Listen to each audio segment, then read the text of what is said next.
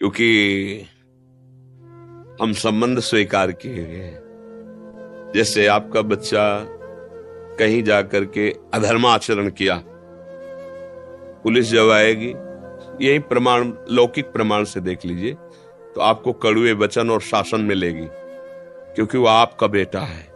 आप कहोगे मैंने तो कुछ नहीं किया। नहीं, तुम उसकी माँ हो, पता है तुम्हें कहां होगा, वो तुम्हें बताना पड़ेगा, तुम्हें दंड मिलेगा, क्योंकि वो तुम्हारा बेटा है।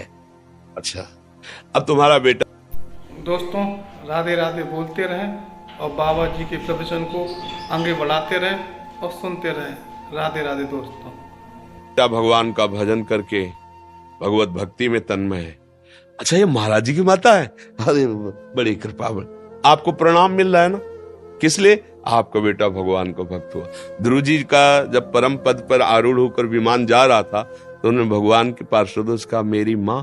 तो बोले वो जो अगला विमान बड़ा तेजस्वी जा रहा है ना, उसमें माँ जा रही है। पुत्र के कर्मों का माता पिता परिवार पर प्रभाव, और माता पिता के कर्मों का पुत्र पे प्रभाव।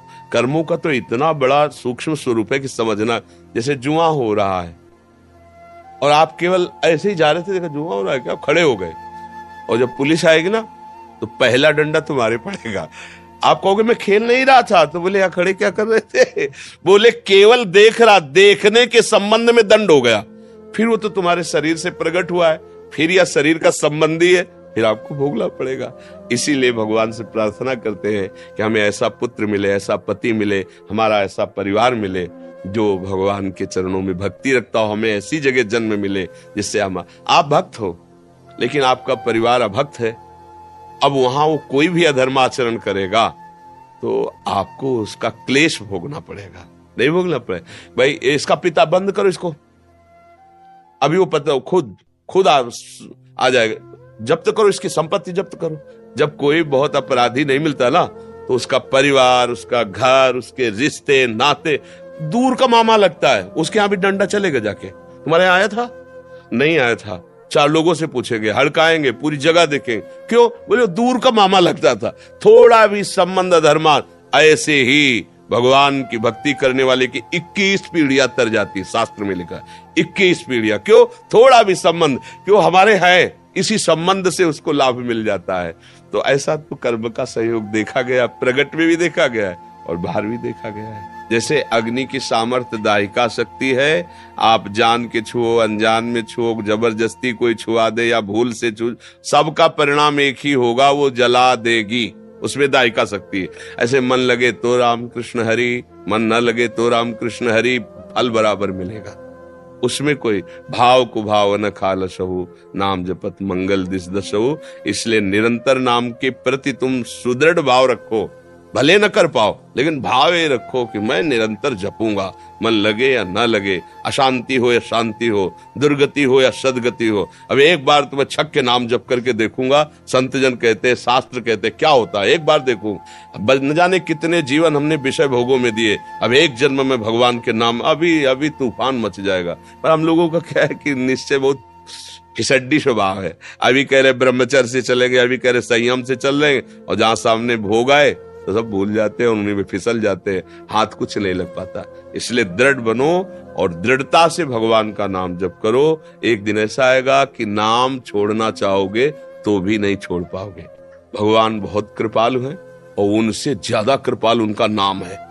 हमको जबरदस्ती रटना है, राधा राधा राधा राधा राधा राधा राधा राधा, परमानंद है। सच्ची कहते हैं, यहां और वहां सुखी रहोगे, इह परलोक सकल सुख पावत, मेरी सो भैया कृष्ण गुण संचु। हरिवंश महाप्रभु कहते हैं, तुम्हें मैं शपथ खा के कहता हूं, अगर तुम कृष्ण कृष्ण और उनके गुणों का गान करोगे तो तुम यहां भी सुखी रहोगे और वहां भी सुखी रहोगे।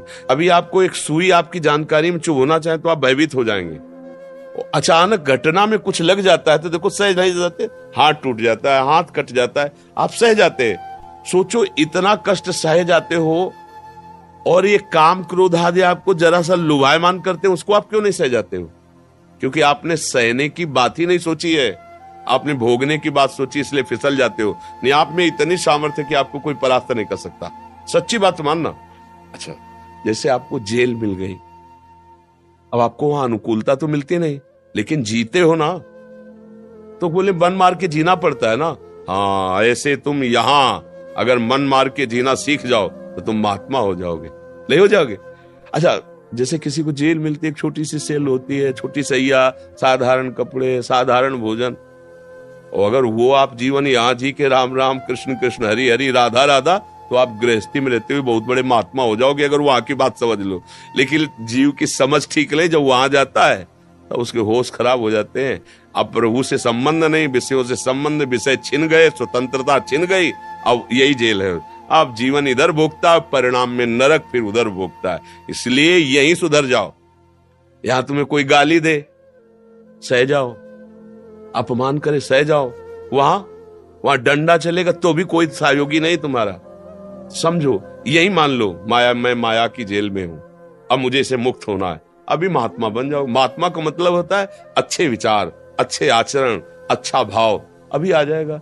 अब अपने लोग ये तो सोचते नहीं, हमें सुख भोगना चाहे दूसरे को काटना पड़े, बस यहीं से पापाचरण शुरू हो जाता है, यहीं से गंदी बात शुरू हो जाती है, यही दुर्गति का कारण हो जाता है। वीडियो को लाइक करें और चैनल को सब्सक्राइब करें, और राधे राधे कमेंट में जरूर लिख दिया करें।